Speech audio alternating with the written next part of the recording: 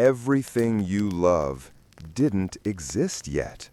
No French fries, no chocolate cake, no tomato sauce on pasta, because America hadn't been discovered.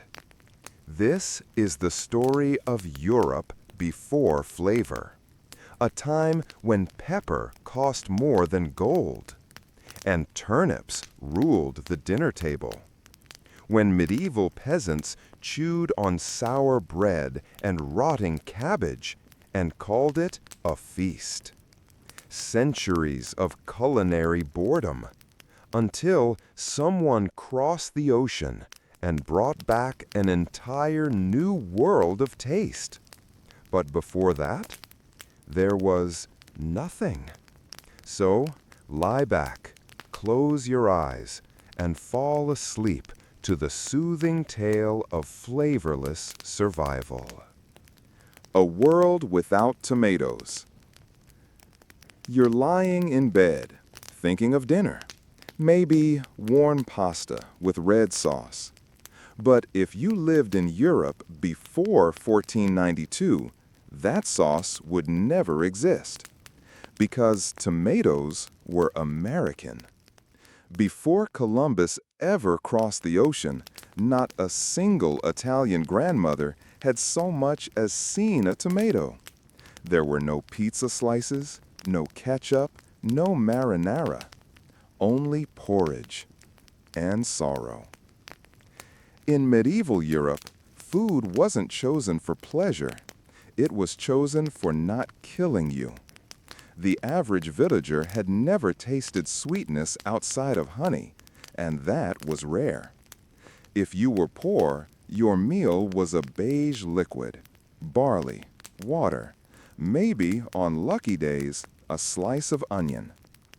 People didn't eat to enjoy. They ate to avoid dying. Tomatoes would have been terrifying anyway.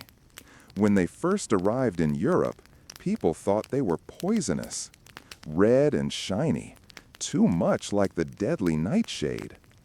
So even if someone had stumbled upon a tomato plant in the 1300s, they likely would have run away or tried to burn it. Instead, what you got was turnip stew. And by stew, we mean boiled turnip in its own sadness. But it gets worse. Salt was precious. Spices were more expensive than silver. So your stew wasn't just flavorless, it was agonizingly bland. Bread, made with whatever flour you could find, sometimes not even wheat, was so tough you could use it as a plate, which some people did. They called it a trencher. Flat bread. You'd pour your food onto it, then eat the bread at the end, cold, soaked, soggy. Which sounds terrible, but it was the highlight of the meal. Because at least it was different. At least it was wet. And wet meant it was easier to chew with your 5 remaining teeth. The idea of a salad with tomatoes and basil? Unthinkable. Basil barely made it into anyone's garden. And as for lettuce, it was mostly weeds. You ate what you grew, and what you grew wasn't pretty. The turnip. When in doubt, boil a turnip. Before butter, before chocolate, before corn, chili, or cinnamon, there was the turnip. In the middle-aged food chain, the turnip wasn't just a vegetable. It was a lifestyle. You didn't choose turnips. Turnips chose you. Because they were always there. Even when everything else failed, the rains flooded the wheat, the goats got sick, the mill burned down, the turnips stood their ground, like sad, starchy survivors. You could mash them, boil them, bake them if you had a fire that week, But most of the time, you just peeled off the dirt and bit, raw, like biting into a cold, bitter apple that hates you. The turnip was the peasant's best friend and his only enemy. In poor households, it made up to 80% of the winter diet. And by diet, we mean whatever won't kill you this week. People got creative.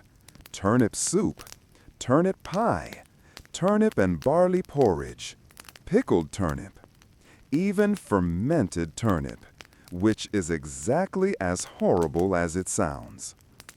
Pause. Upper classes looked down on turnips because rich people didn't need food that grew in mud. They had game meats. They had almonds, raisins, and spices from lands they'd never visit. They dined on peacocks, literally, peacocks, feathers included for decoration. But if you were born in a village with no gold and no oven, you learned to make peace with the turnip. It grew in any soil, didn't complain, didn't judge. It just sat in the ground, waiting for you, like a quiet little curse with roots. Pause. And so entire regions came to rely on it. France, Germany, England, even parts of Italy. The turnip fed armies, filled stews, and appeared in far too many wedding feasts. Because when you can't afford meat, you serve boiled turnip with a little salt if it's a special occasion. No sugar. No spice, no nice things. If you tasted joy, it was probably by accident. Imagine a world without sugar. No cookies, no candy, no jam on toast. Just bread and turnips and a bitter cup of sadness. Before the 1500s, Europe had no cane sugar, no chocolate, no vanilla, nothing sweet except for honey, and even that was hard to find. Beekeeping was a risky art. You had to brave the stings, the smoke, the angry buzzing. And even then, honey was hoarded like treasure. Most peasants never tasted it. The church kept it. The nobility drizzled it. You just dreamed. And spices? Those were for the rich. A single clove could cost a day's wages. A pinch of black pepper, a sign of status. To serve meat with spices meant power. It meant you had connections to trade routes, to merchants, to wars fought far away. But if you were average, you didn't spice your meat. You hid its smell. Because it was probably going bad. In fact, many medieval recipes were just creative ways of pretending the meat wasn't already half rotten. Boil it, salt it, soak it in vinegar, wrap it in pastry, pray. Vegetables weren't much better. Cabbage, leeks, onion, all boiled until they collapsed into mush. Because cooking wasn't about flavor. It was about survival. You cooked until everything was dead. The germs, the bugs, the texture, sometimes even the hope. Pause. The idea of a spiced cake, a cinnamon roll, or even a cup of hot chocolate? Impossible. Cocoa beans? American. Cinnamon from Sri Lanka. Sugar? From a world you couldn't afford to dream about. So you drank ale.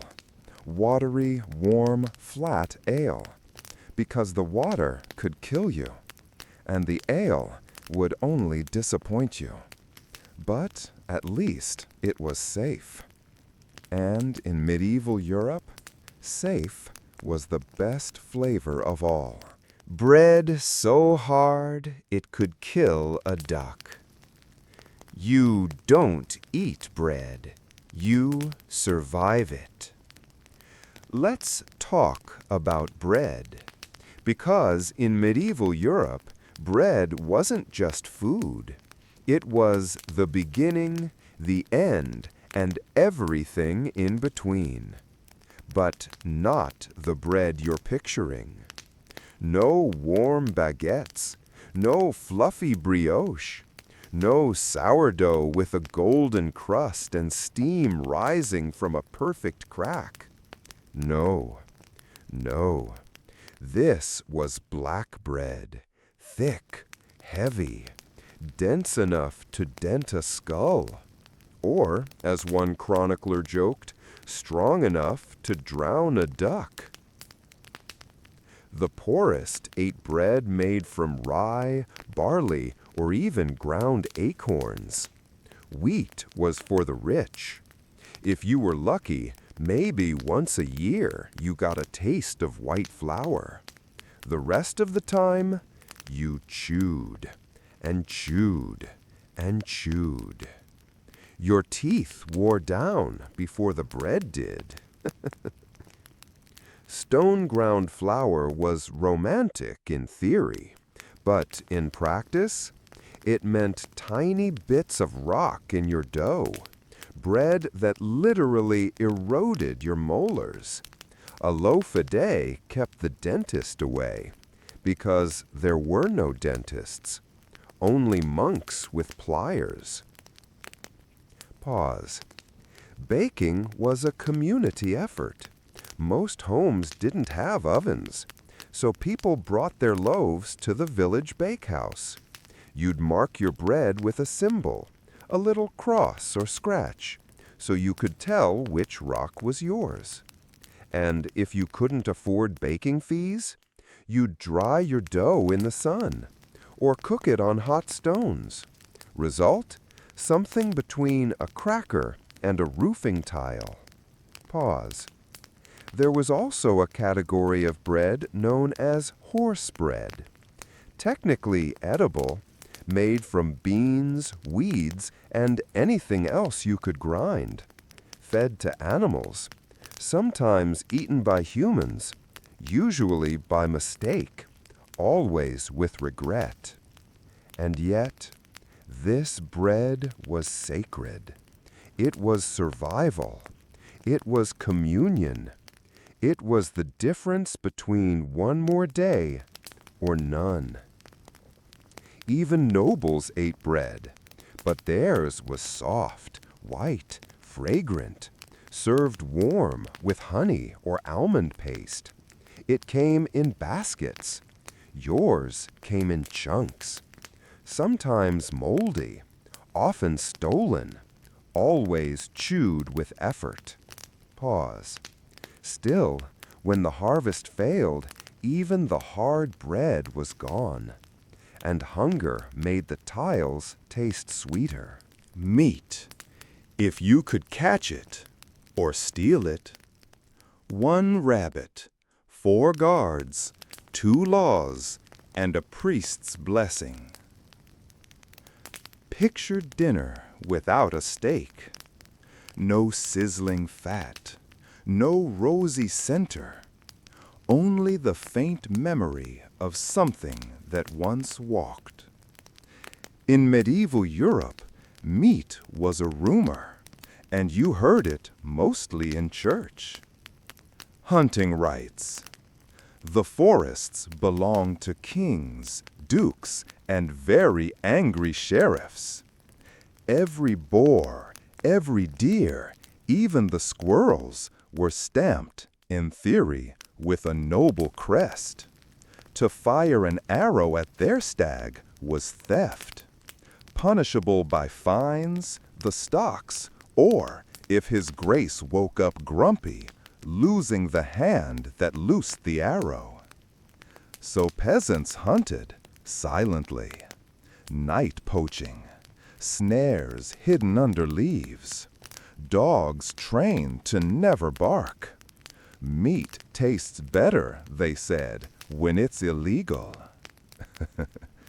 And yet, more often than not, you ate no meat at all. Because the forest watched, because the neighbors talked, because a single whistle could cost your winter livelihood. The village pig. Every family tried to keep one hog. It rooted through garbage, grew fat on scraps, and screamed its opinion about everything. In November, or when feed ran out, you held the winter butchering. A day of communal knives, wooden troughs, hot water, and prayers. Nothing wasted. Blood for sausage, fat for candles, bladder for a child's balloon, yes, really. Feet for the lucky who liked cartilage stew. Salt the rest. Smoke the hams. Hang strips in the rafters where smoke from the hearth kept flies and, hopefully, thieves away. This single squealing pig had to last until April. Fishy Fridays and Wednesdays and Lent. Meat might be scarce, but rules were abundant. The church declared over 150 meatless days each year. On those mornings, you woke to the perfume of dried fish. Salt herring, so briny it numbed the tongue. Stockfish, dried cod, a plank of wood until beaten with a mallet, soaked for days, then boiled into gelatinous obedience. River eels, popular because they looked vaguely like snakes and thus felt vaguely sinful. Nothing says piety like choking down a resentful eel. Preservation, a constant war. No refrigeration, so meat meant managing decay. Salt, expensive but miraculous. Smoke, your ceiling turned black, your lungs followed. Vinegar and spices. If you were rich enough to disguise the rot, you were rich enough not to care.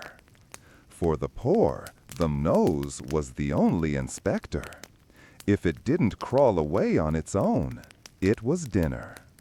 Boil it, pray, add turnips, pray again. Feasts and famine. When meat did grace the table, it brought hierarchy with it. Beef and venison, nobility. Mutton and goat, middling folk. Offal and bones, everyone else. At Christmas, even peasants tasted luxury. An inch-thick slice of roast gifted by a lord eager for heavenly credit. The taste lingered in memory longer than it lasted on the tongue. So you learned to dream of meat and to live on barley, because between dreams and reality stood walls of law, cost, and winter. Veggies, herbs, and medicinal lies. If it grew, you ate it. If it didn't kill you, it cured you. Not all food was food. Sometimes it was a remedy. Sometimes it was a rumor. Sometimes it was just the only thing left. In medieval Europe, vegetables weren't a side dish. They were the entire dish. But don't imagine colorful markets and sun-warmed tomatoes. No. It was more like a cabbage, a leek, a sad-looking parsnip, and a prayer they wouldn't give you worms. Let's start with cabbage, the unsung hero of peasant survival. You boiled it until it wept, ate it raw and regretted it, buried it in soup and hoped the smell didn't follow you to church. But cabbage did more than feed you. It cured hangovers. It healed wounds. It was pressed on sore joints and sometimes smeared on bald spots. It didn't work, but neither did anything else. Leeks were beloved in Wales. They grew in bad soil, asked for nothing, and smelled like commitment. Chopped into broth, fried in grease, or waved at invading Normans, leeks were versatile. Garlic was food, medicine, and an anti-demon strategy. Crush it, boil it, eat it raw, or wear it on a string to ward off evil spirits and rude neighbors. Herbs? Now we enter the fantasy section of the pantry. Sage for wisdom, parsley for digestion, mint for breath and, according to one monk, chastity, rosemary for memory, which is ironic because most people forgot to water it, wormwood for, well, worms. Herbs were dried, burned, steeped, chewed, soaked, or whispered over. Some cured fevers. Others cured sin. Many, when taken in large enough quantities, simply cured existence. Pause. The medieval garden was half kitchen, half apothecary. Even monks kept charts. Borage strengthens the heart. Fennel helps sight. Nettle purifies the blood. Radish clears melancholy. Of course, they also believed in balancing your humors. Too much black bile? Eat hot, dry foods. Too much phlegm? Eat spicy things. Too much joy? Definitely avoid honey. Medicine was interpretive. Legumes were common too. Beans, peas, lentils. Eaten daily, boiled into mush, then reboiled the next day, and the next, and the next. No refrigerators, just a pot that never emptied, only evolved.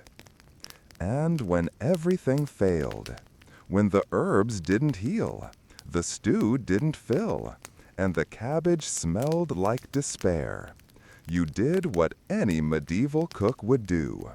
You added more turnip and hoped for spring. Drinks that were almost water, but safer. Thirst was dangerous. Ale was safer. Joy was not included. Let's talk about what you drank, because drinking the wrong thing in medieval Europe could kill you. And most of the time, that wrong thing was water. Clean, fresh, parasite-free water? That was fantasy. Water came from rivers, wells, or puddles that politely pretended to be drinkable. And inside them, bacteria, waste, bits of things that used to be alive. So the solution? Boil it, brew it, ferment it. Welcome to the age of near beer. Small ale, weak, flat, and barely alcoholic, was your daily drink. Men drank it, women drank it, children drank it, because even a bad ale was better than dysentery. It was made quickly, stored in wooden barrels, and often spoiled just in time for breakfast. But if it was warm and didn't fizz too much, you called it a blessing. No hops, no bubbles, just a cloudy, room-temperature murk with the consistency of regret. And if you lived in a monastery or manor house, you got stronger brews. Bitter, heavier, sometimes flavored with herbs like yarrow, sage, or even pine, which mostly helped mask the fact that it had gone sour 3 days ago. Wine, you ask? Yes, if you lived in the south. France, Italy, Spain, they had grapes and sun. But even there, wine was unpredictable. It turned to vinegar overnight. It was cut with water, honey, or sometimes ashes to improve the taste. And for the rest of Europe, wine was a symbol, not a drink. Milk was only for the very young or the very desperate. It soured fast, carried disease, and was more valuable when turned into cheese or butter. Drinking fresh milk was like playing roulette with your stomach. Fruit juice? Too expensive, too seasonal, too delicious to be allowed. So they made something else. Mead, honey wine, a gift from bees and boredom. Expensive to make, slow to brew, and sticky to clean. But for special occasions, mead was liquid gold. You toasted births, marriages, and harvests with it. Or, if you were lucky, just being alive another year. And in hard winters, some turned to cider, fermented apple juice. Sweet, sharp, mildly alcoholic, and often filled with floating bits. But if it had bubbles, you smiled, because something, anything, was finally alive. Spirits? Not yet. Distillation was new, suspicious, and usually reserved for monks or alchemists. If someone handed you clear liquid in the 1300s, it was probably medicine, or poison, or both. They called it aqua vitae, the water of life. It burned, and then you forgot you were cold. Feasts, fasts, and food that was mostly show. A dinner to impress the soul, not feed the stomach. Forget turnips for a moment. Forget barley mush and cabbage water. Tonight, you're invited to a feast. Not just any feast. A noble's table, a bishop's hall, or, if you're exceptionally lucky, a royal banquet, where food wasn't for eating, it was for watching. Let's begin with the centerpiece. A roasted peacock, its meat cooked, then carefully stitched back into its own skin. Feathers reattached, head upright, beak gleaming with gold leaf, tail fanned in eternal glory. And yes, it was cold. And no, it didn't taste very good, but it looked magnificent. Feasts were performances. Food was spectacle.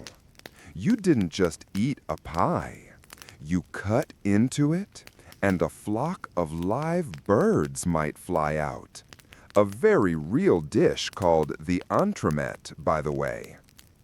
You might be served a castle made of sugar, a boar's head with an apple in its mouth, a pastry shaped like a ship, or a dolphin made of dough, or even a jousting knight carved entirely from butter. And every dish came with a story. The fish was from the king's own stream. The spices came from Jerusalem. The goose? fed on wine and poems. But did it fill you? Not really. Rich food was strange, overcooked, overspiced, often disguised under layers of sauce and symbolism. You might eat 2 bites and spend the next hour listening to a bard describe the philosophy of the chicken leg. Because in a world without TV, a dinner could last 6 hours. And then came the fasting. The church calendar ruled your appetite. There were feasting days, Christmas, Easter, saints' festivals, but also fasting days. Many of them, sometimes 2 full months before Easter, when meat, eggs, butter, and joy were forbidden.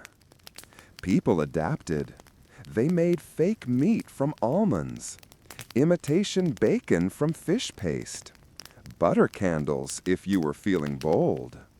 Yes, people ate candles during Lent. It wasn't cheating. It was creativity, which, in the eyes of heaven, counted, sort of. Sumptuary laws also told you what you could eat. If you were a merchant, you couldn't serve swan. If you were a knight, you couldn't eat sturgeon unless your boots were clean. That one's a joke, but the rest, real. So even at the grandest tables, feasting was more about proving than chewing.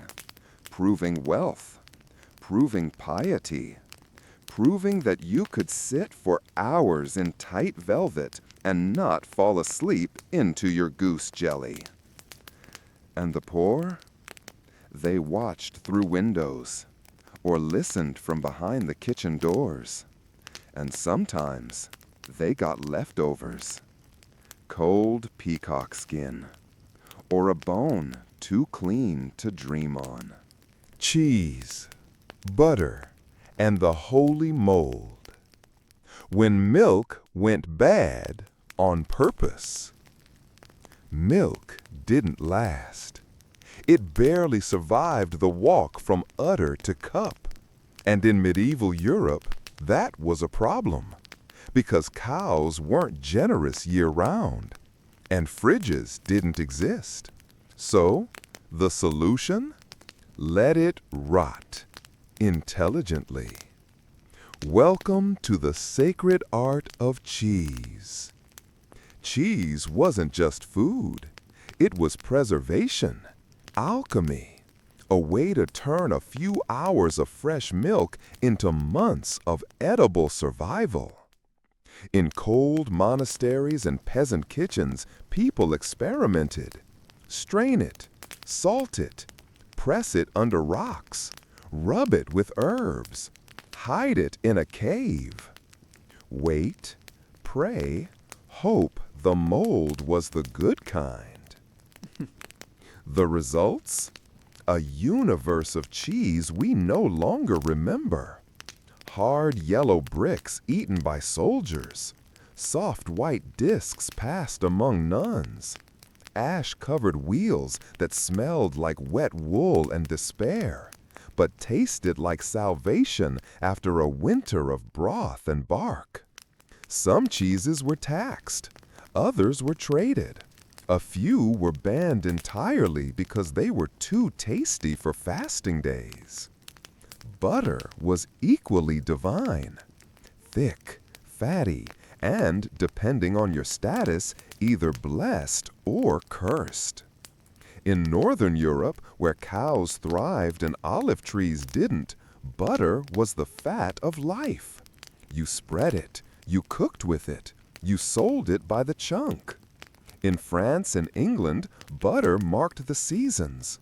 In Ireland, they buried it in peat bogs to keep it cool, sometimes for years. And yes, archaeologists have dug up 1,000-year-old butter. It looks impressive. No one's tasted it, that we know of. Pause. But the church was suspicious. During Lent and other fasting seasons, butter joined meat and joy on the list of forbidden things. So, how did people survive? They paid for special permission. The butter tower in Rouen, France was built with money from indulgences that let people eat butter during Lent. Yes, a cathedral tower built on dairy sins. In Whisper, if heaven had a smell, it might be baked turnips and contraband butter.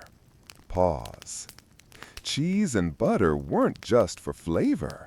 They were calories, fat, warmth, hope. A spoon of butter and barley gruel turned it from sadness to supper. A slice of cheese with black bread meant you had something to chew on that didn't come from the ground. And for the monks, cheese was medicine, a poultice, a metaphor, and sometimes an argument, because which mold counted as holy? Pause. There were cheese riots, butter feuds, and probably one or two broken marriages over a stolen wheel wrapped in linen. Because in a world without chocolate or caffeine, a little wedge of fat, salt, and survival was the closest you got to comfort. The egg, the hen, and the church that said no. A simple egg could feed you or condemn you. In the medieval world, one food stood at the crossroads of life and doctrine: the humble egg. So small, so perfect, so problematic. An egg could be breakfast, medicine, offering, or sin, depending on the day, the season, and who was watching. Most peasants kept a few hens if they were lucky. They wandered the yard, pecked at bugs, and occasionally, miraculously, laid an egg. Fresh, warm, a soft promise in a hard shell. You didn't waste it.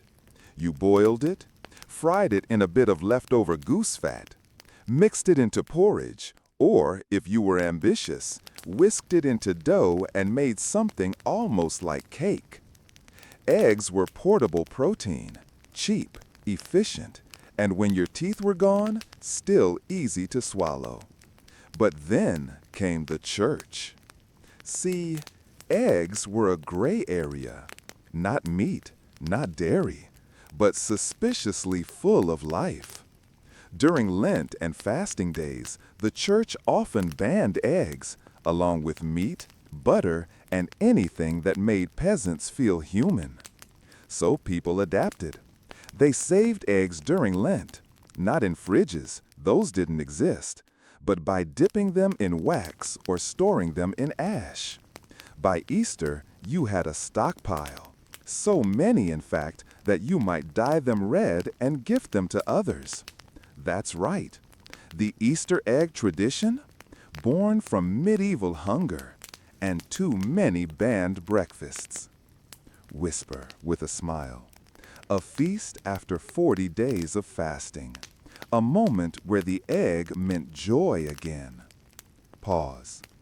But outside of holidays, eggs weren't always welcome.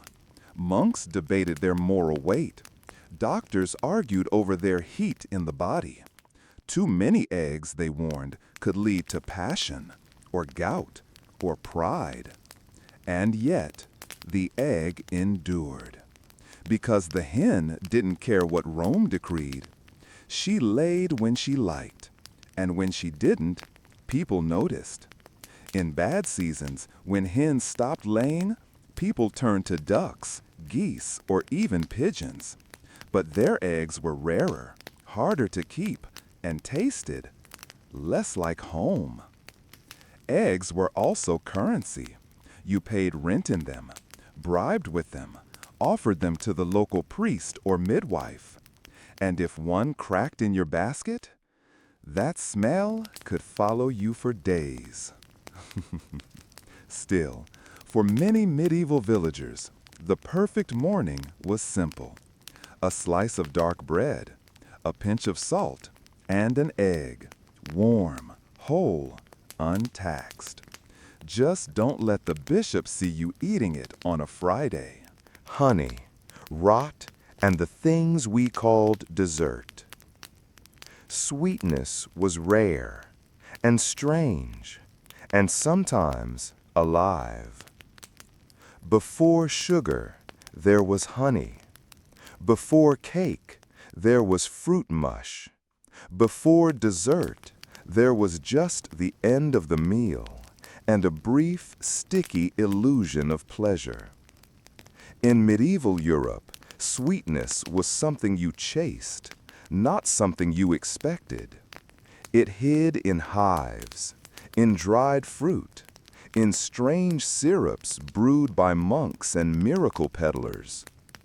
If you wanted sugar, you needed two things: a merchant who had seen the East, and a wallet that could bribe a bishop. Pause.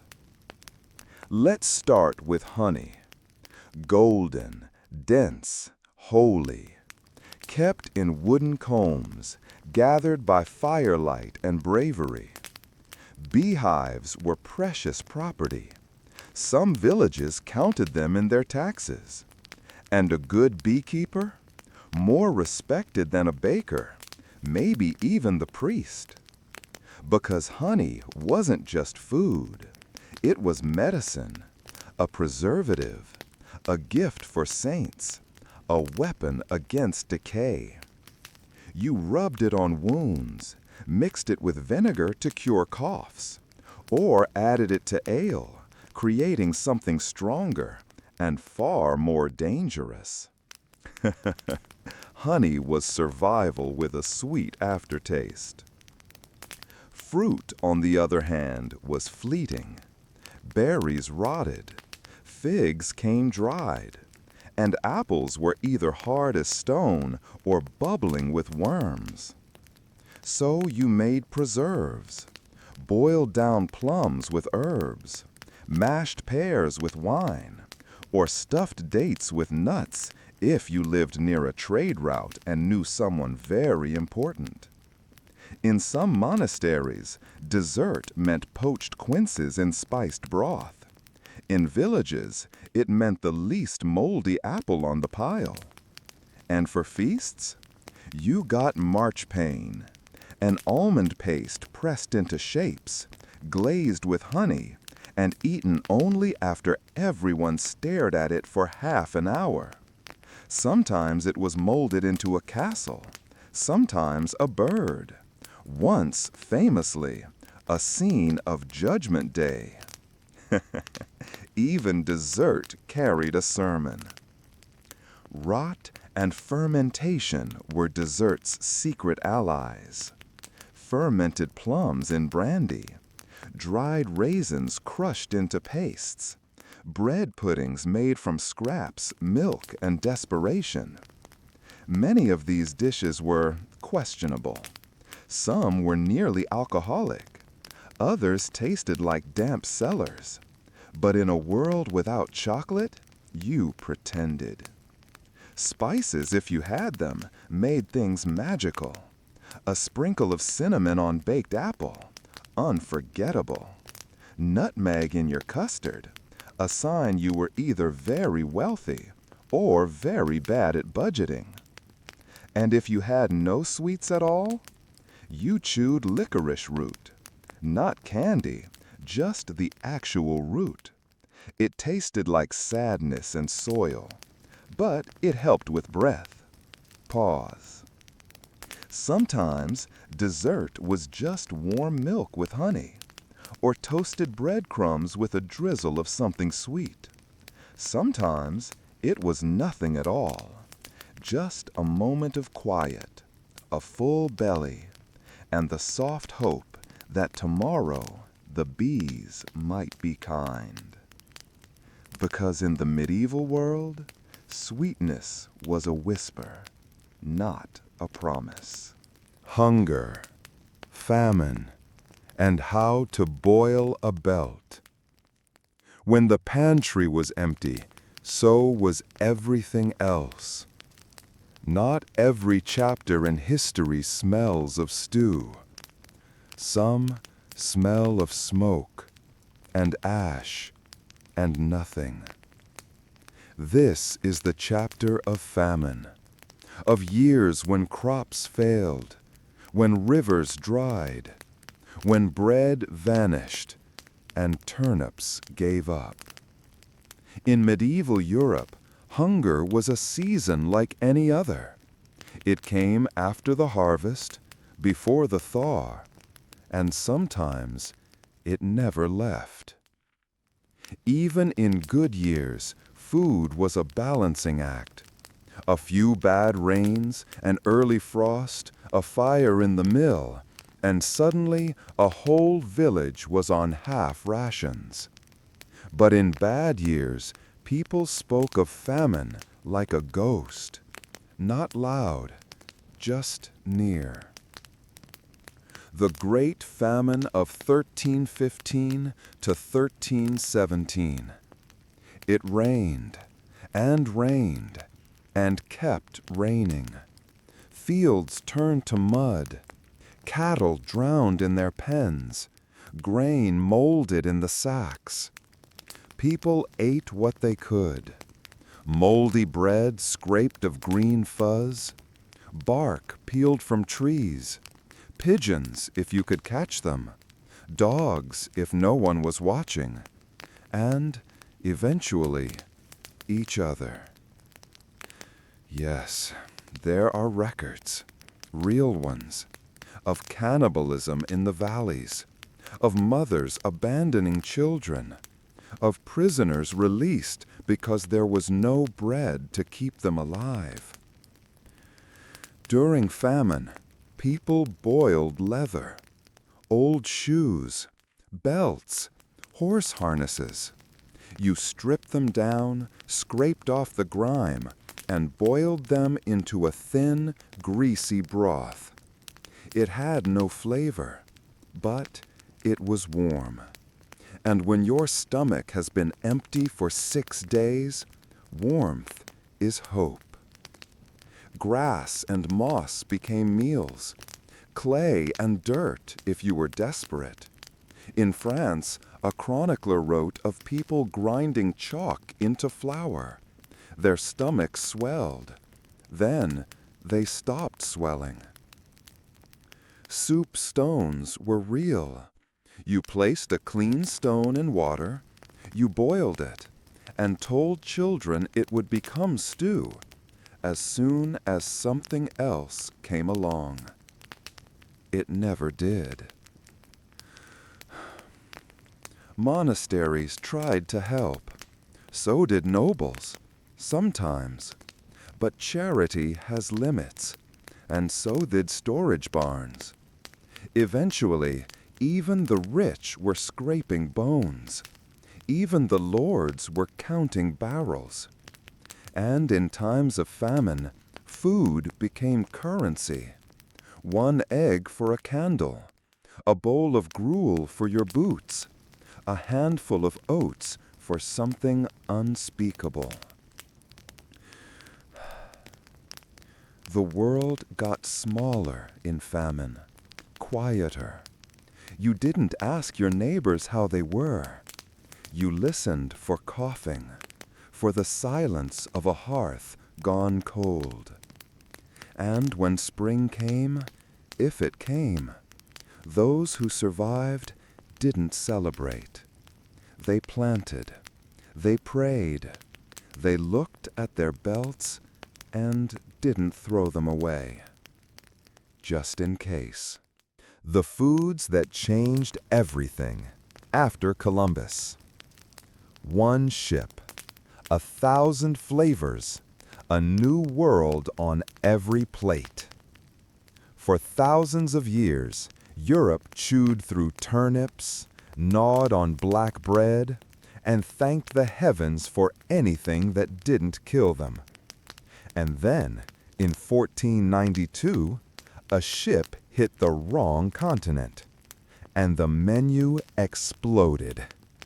Because before Columbus, there were no potatoes, tomatoes, corn, chili peppers, vanilla, chocolate, peanuts, turkeys, pineapples, or even proper beans. Europe was eating by candlelight, and the New World turned on the sun. Potatoes came first, brought from Peru, dismissed by nobles, planted by peasants, and eventually fed armies. The potato didn't just fill stomachs, it changed demographics. Suddenly, land that couldn't grow wheat could grow something better, cheaper, hardier, underground. In Ireland, the potato became a god, and, tragically, its absence became a grave. Tomatoes were treated with fear.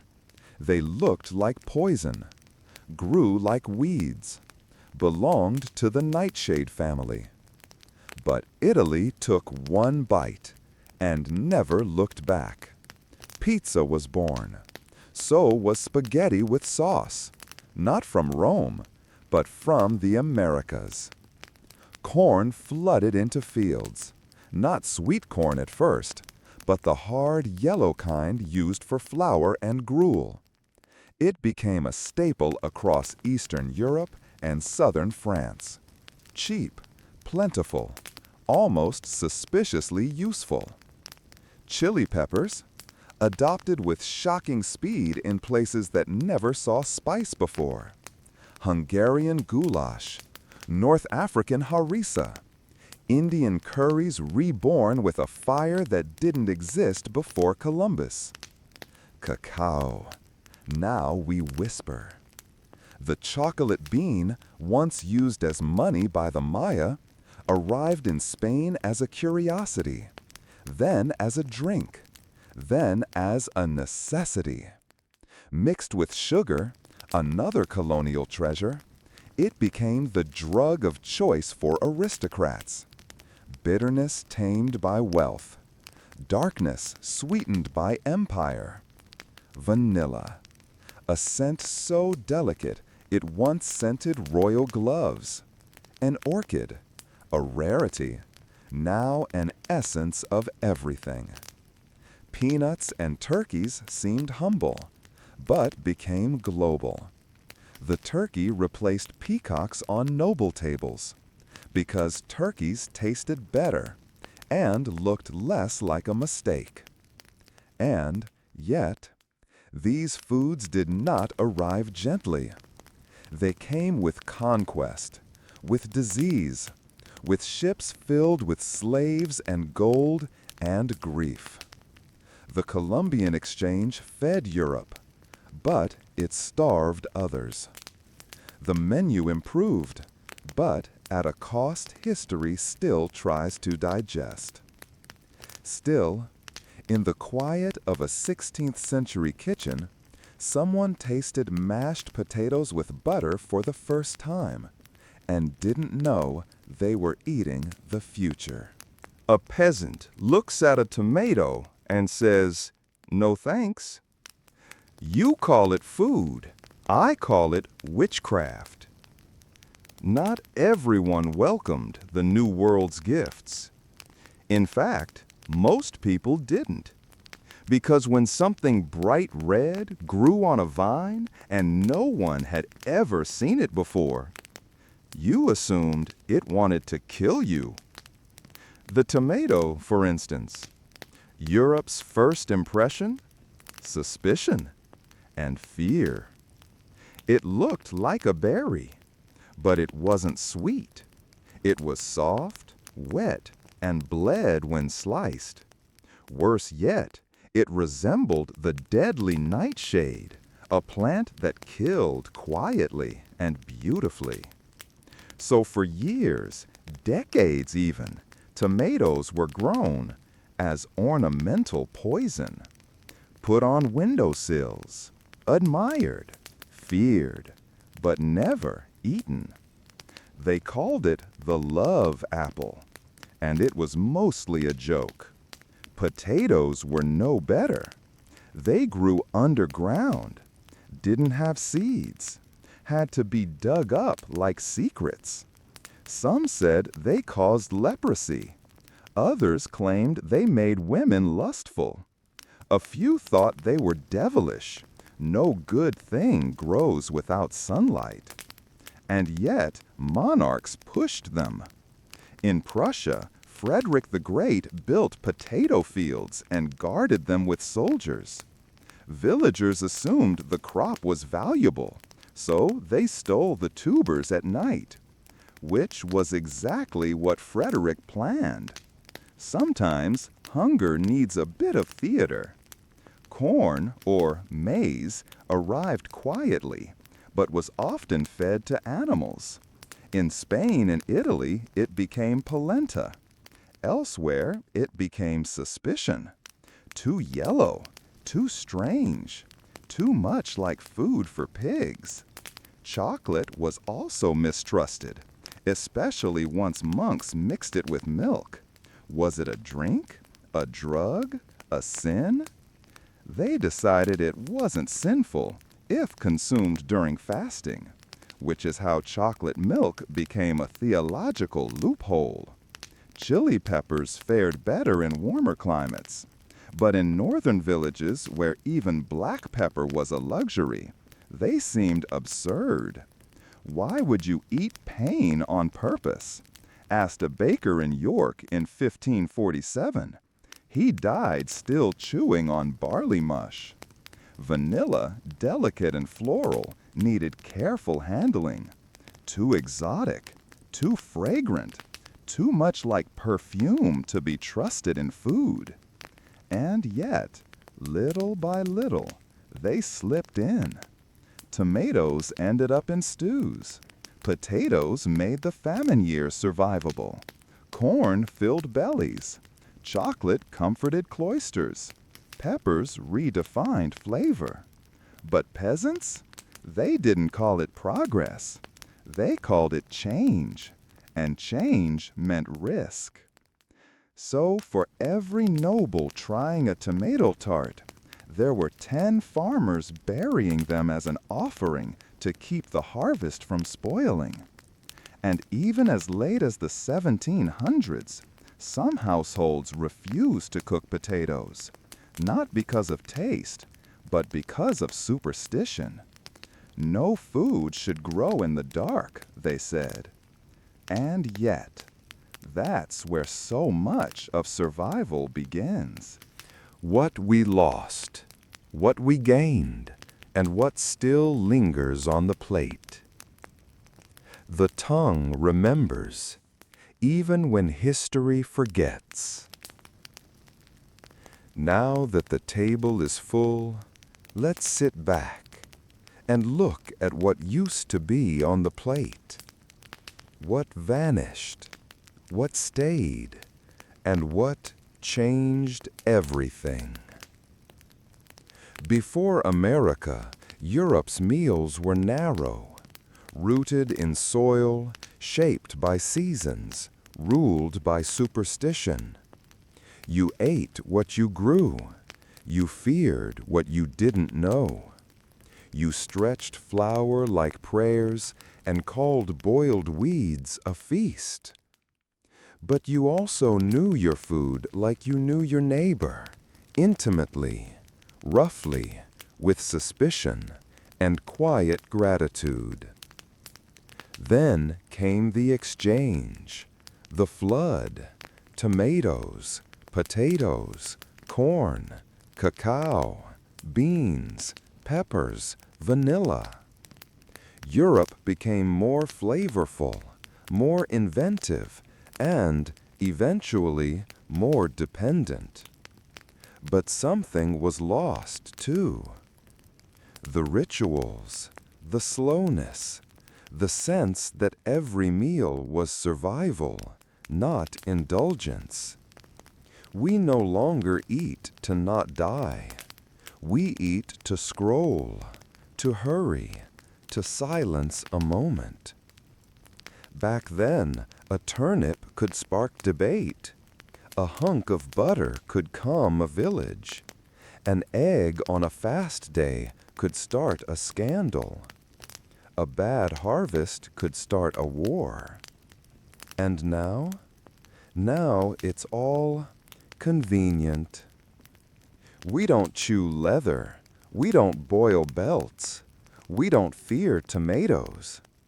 But we do fear hunger, still, in quieter ways, in glances at the empty fridge, in the loneliness of eating alone, in the hunger for time, real time at the table. Yet, something lingers. In the crust of sourdough, you taste the ghost of a monk. In a bowl of lentil soup, you hear a peasant whisper about winter. In a cup of bitter cocoa, you sip the echoes of stolen lands. Our food is history, 1,000 lives folded into flour, a dozen empires boiled into broth. Every bite is a memory, every flavor a survivor. So the next time you open a jar of tomato sauce, or butter a slice of rye, or crush a clove of garlic with the flat of your knife, take a breath, remember the turnips, and be grateful for what you don't have to chew anymore. Sleep well. You're full now. History has finished cooking.